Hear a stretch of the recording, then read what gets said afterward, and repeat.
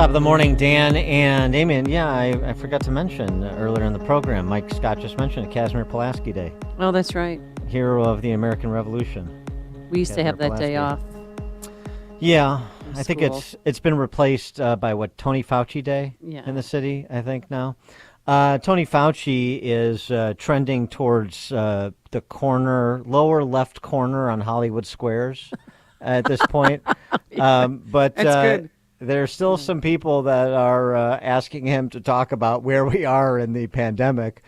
And this is what he said on some podcast on Friday. Because if you really want to make sure we put this virus, this outbreak in the rearview mirror, we can make a contribution by not giving the virus the opportunity to circulate among us. And you do that by getting vaccinated. Old lines die hard. I just played that clip to wind up our next guest, Jeffrey Tucker, founder and president of the Brownstone Institute, author of Liberty or Lockdown. Jeffrey Tucker, thanks for joining us. Appreciate it. Sure. Glad to talk about our friend Fauci since nobody else is talking about him. Yeah, exactly. I never want him to go away. But it does dovetail with a piece that you wrote about essentially a reckoning of the perpetrators of the lockdowns on behalf of the victims of the lockdowns, and what is even possible along those lines. I think it's going to happen, and I tell you what, I would say about 2 weeks ago when the whole Russia-Ukraine thing came along, there was a swath of the ruling class that said, oh, thank God, we've got a big dramatic war, good and evil taking place abroad that allows the West to masquerade as great defenders of freedom, and we can get back to the old Cold War days and pretend like the lockdowns and the pandemic disasters never happened, and everybody will forget about it. And I think that worked for a week, but I think what you're seeing right now is a little bit of a shift now that the pandemic, I don't want to say it's over because I'm not sure that it is. I mean, I looked at the deaths attributed to COVID over the last 30 days, and they're higher now than they were in the summer of 2020 or later in that winter. So, there's a sense in which COVID's not gone, and it's still, people are still dying of it. They're still transmitting it, and we still probably are a ways away from what sometimes called herd immunity, if that can be calculated at all. Anyway, the point is not much has changed, I would say, epidemiologically, but what's happened is we've seen a big political change. Democrats realize that their pandemic controls and their mandates and everything have made people very upset. They're facing electoral loss. So there was definitely a decision made from the top, let's shut up about COVID. And that's why Fauci went away, and why Biden just has really nothing anymore about demonizing the unvaccinated. The whole subject seems to have gone away, and it worried me that, I've not been too impressed by the American attention span over the last couple of years, that people would actually be tricked by this, but I actually don't believe it. Like what you're seeing is a kind of, the morning after the hurricane, where people are surveying the damage, and that seems to be what's going on right now. And I think what you're seeing is more public anger than ever before. Now that the disease fear and the irrationality and the frantic attempts to stop the spread and all this crazy messianic stuff has dissipated, people are wondering how the hell we got so trolled by these fake scientists and fake experts and despots at the top. I think there's going to be a reckoning. People are demanding answers. Right, but it's hard to convince people that they've been fooled for 2 years. And that's the problem, especially with masks on your kids. And I don't know how we're going to get out of it. But last night, Dr. Rochelle Walensky was on 60 Minutes and said that we have to worry about, have you heard about Deltacron? That's Delta merging with the Omicron, a new variant called Deltacron. So they're keeping this going. She has committed a lot of gaffes recently. She was on an interview in St. Louis, the University of Missouri, St. Louis, which I think is her alma mater. She was very comfy, sitting in a chair, feeling like she was at home, forgetting that she was on, basically being recorded for all the entire globe. And anything you say anywhere when you're a public figure can turn into a 5-second, Twitter clip, She seemed to have forgotten that. And she said first she heard about the 95% effectiveness of the vaccines was from CNN. All right, so she's got CNN, dialed up on her notifications on her phone, and she let CNN tell her what to believe about the vaccines. It's amazing. And then that same interview, she admits that they overestimated the effectiveness and underestimated the adverse effects, which is the first I've heard her say anything about that. So that was an extremely revealing interview. Do you think, in terms of her own, deep ignorance, her actual source of information, and then what must be going on at the CDC right now in terms of, their panic about the vaccine effectiveness? I hope they cast Channing Tatum to play Deltacron in the action series. I just think he's owed a franchise at this point. With respect to COVID and what you say, this reckoning, it's interesting. You say people are still sort of assessing the damage, and they're coming out of. Some people are cutting out of this hypnotic state where they were believing anything that was emanating from the CDC. And there was this thread we were talking about earlier in the show too that I think speaks to what you're saying. It started by just somebody who comments on politics and culture on Twitter. And she just starts this list going, and then people are participating. What I won't forget, how they said it would be 2 weeks, how they shut down churches but kept abortion clinics and weed stores open, how Canadian pastors were arrested, how doctors in lab coats knelt to mobs of rioters while people weren't allowed to visit their loved ones, and so on and so forth. I think, as there's an assessment made and conversations happen as we're continuing to sort of inch our way out of this, I'm inclined to agree with you, and I think maybe the reckoning doesn't come in the form of compensation from the government. I think it comes at the ballot box, if it's going to come at all. It's certainly going to come at the ballot box, but it could be more than that, because there's a real possibility that Republicans are kind of getting wise to this, that they're aware that there's a lot of cover-ups going on, and you have to have that sort of subpoena power, in order to get to the truth. Yes. I'm guessing that there's going to be a reckoning even later, and let's not go anyway. And your point is, I think the important thing here is that this is an example of where despotism is not just, a picture you see on TV, where the tyranny is not just some remote place that you're not actually experiencing. This touched everyone's lives very, very intimately and deeply and profoundly. And there was nobody accepted, from children to adults to the elderly. Everybody's lives was negatively, sometimes disastrously impacted by these COVID policies, and people are just not going to forget it.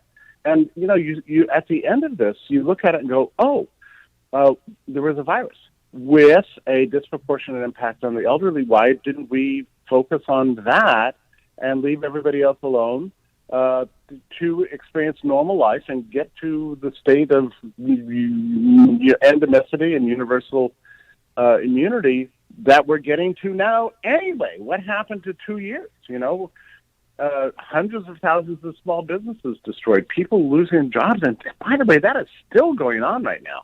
I'm not at all happy that people are celebrating the opening up in New York, and I'm glad that I can go to a restaurant now, or anybody can, without showing proof of vaccination. But people are still being fired as teachers and nurses and firemen. It's ridiculous. Well, not only and it's that, happening here too, and there's no reason for it. And the only reason our mayor says that she's keeping this in place is for the next time it happens, so that she doesn't lose that control.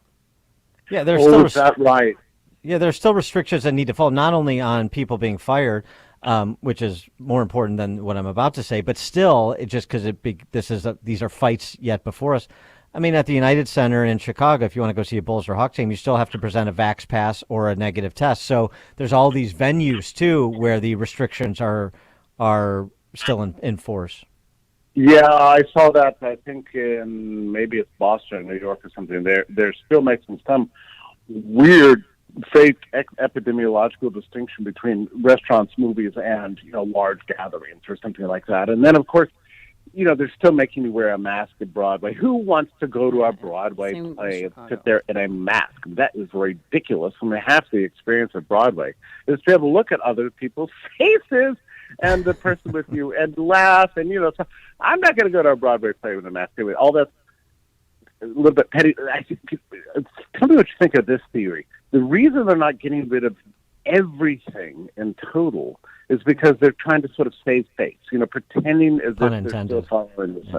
Yeah. You agree with that? I mean, it seems like it's all a kind of a roost, We still have 1,000+ healthy Chicago public school students who cannot go to school today because of these stupid quarantines. So if they're not vaccinated and they walk by somebody or they're in a contact tracer calls them, you're literally locked out. You're put on a list and locked out of public schools. So that's going on in Chicago. But see, last week, finally got rid of their stupid track and trace recommendation. They actually repealed it. Who did? DC. CDC. Okay. CDC said, CDC. CDC. CDC said that this track and trace is no longer useful. I mean, look, track and trace was always idiotic. Yeah. I was thinking this morning that the real purpose of this track and trace for the coronavirus was a test case of track and trace for political loyalties. Actually, I'm trying to say it. Or it was just a jobs program for everybody's idiot nephew in public office. I mean, they do that too.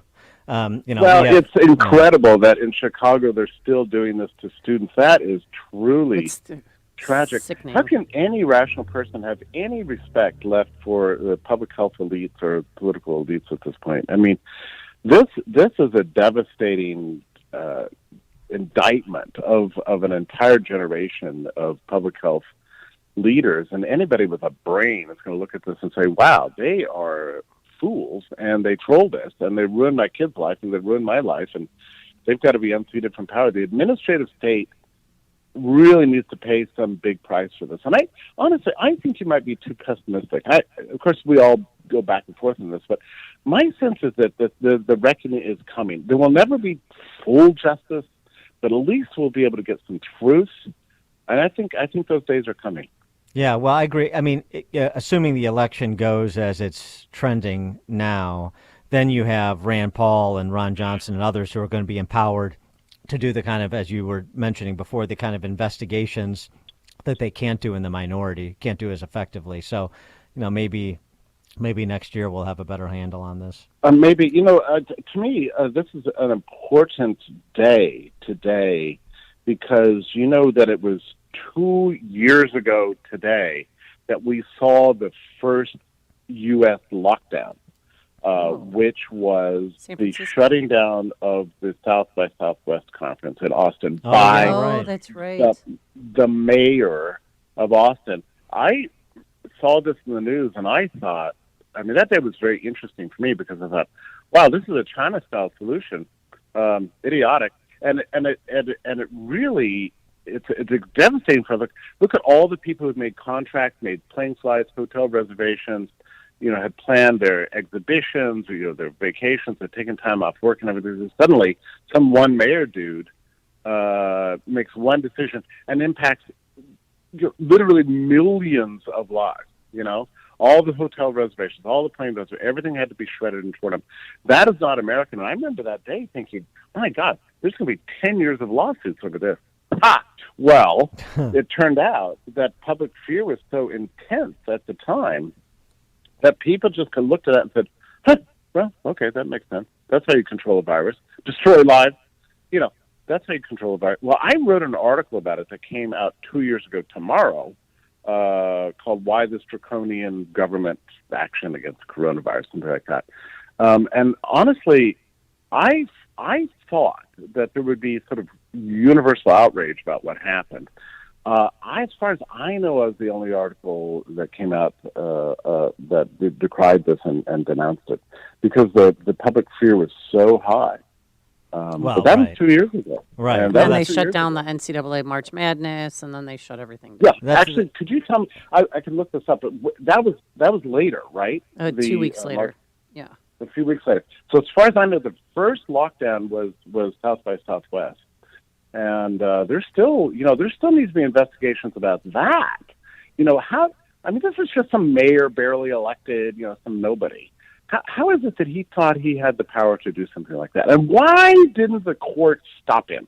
There's a lot that needs to be unpacked here. Well, to your point, somebody needs to go to court to stop him. And where were those somebodies? One of what I'll never forget is you can call it fear, I call it cowardice of such a large swath of the American population. One of the most discouraging things about the last 2 years.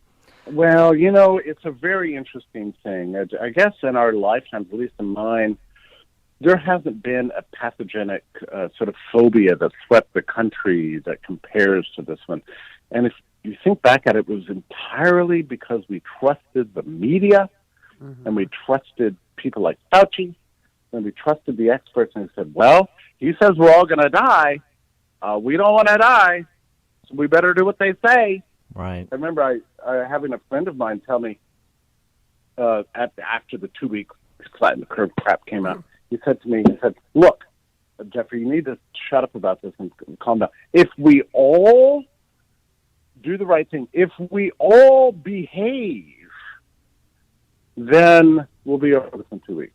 Yeah. And I thought, that is a level of mysticism and cray-cray that I've never heard in my life. If we all comply, for 2 weeks, then we get our freedoms back. Yeah, right. Good instincts. This is why we like talking to Jeffrey Tucker, founder and president of the Brownstone Institute, author of Liberty or Lockdown. Jeffrey Tucker, thanks as always. Appreciate it. Okay, my pleasure. Good to talk to you. Bye-bye. Thank you. And he joined us on our turnkey.pro answer line. If you're talking about it, Dan and Amy are talking about it. It's Chicago's Morning Answer on AM 560. The Answer. Balance of Nature's fruits and vegetables in a capsule, changing the world one life at a time. I have religiously taken the Balance of Nature. I haven't missed one day, and I'm loving the product. I feel better. My wife has noticed that I've felt better, and I've noticed that I want to get up and go piddle in the garage and, do something that doesn't matter to anybody on earth but me, but I have the energy to where I want to do that. So I really think Balance of Nature is helping me. Get a wide variety of all your daily recommended servings of whole fruits and vegetables without having to leave your home. Right now, Balance of Nature is offering free shipping and 35% off on any new preferred order. Call 800-2468-751. That's 800-2468-751. Or by going to balanceofnature.com.